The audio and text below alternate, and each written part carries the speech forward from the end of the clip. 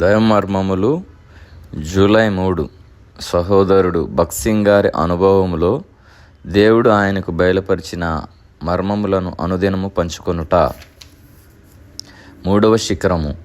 ఎవని మనస్సు నీ మీద ఆనుకొనునో వానిని నీవు పూర్ణశాంతి గలవానిగా కాపాడుదు, ఏలయనగా అతడు నీ యందు విశ్వాసముంచి ఉన్నాడు. యెషయా 26:3. ఇది అంతరంగిక సమాధానమును పర్వత శిఖరము. ఎవని మనసు నీ మీద ఆనుకొనునో వానిని నీవు పూర్ణశాంతి గలవానిగా కాపాడుదు. ఎంతవరకైతే నీవు దేవుని చిత్తమును కనుగొని ఆయన నీతో చెప్పిన దానిని చేసేదవో అంతవరకు ఈ భూమి మీద నన్ను ఏదైనను, అది అనారోగ్యమే గాని, శ్రమయే గాని, కష్టమే గాని, అసమాధానమును నీ నుండి దూరపరచలేదు. శత్రువులు సహితము ఆ సమాధానమును తీసివేయలేదు.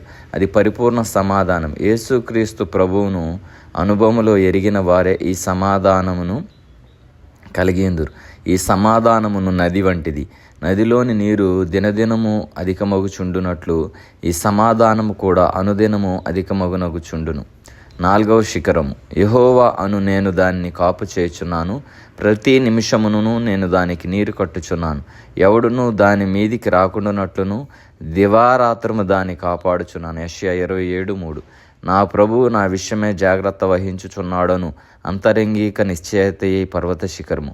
దేవుని వాగ్దానము నేను దాన్ని కాపాడుచున్నాను. భూకంపము వచ్చిన, కరువు కలిగిన, అనేక హింసలు, యుద్ధములు రేగిన ప్రభువు మనను భద్రపరచును. ప్రభువు తానే నేను దానిని కాపు చేయుచున్నాను, ప్రతి నిమిషము నేను దాన్ని నీరు కట్టుచున్నాను అని చెప్పుచున్నాడు.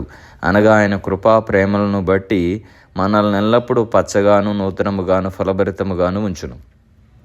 5వ శిఖరం.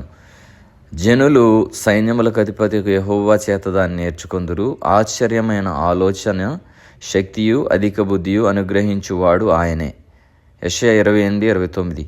మనమందరం ఏదో ఒక సమయంలో సలహా తీసుకొనవలసి వచ్చును. అనేక ఏర్పాట్ల విషయములలో అనేక తీర్మానములను మనం చేయవలసి వచ్చును. ఇట్టి సమయంలో అనుభవజ్ఞులైన ఏదో ఒక మనిషి వద్దకు సలహా నిమిత్తమే మనము వెళ్ళుట కద్దు.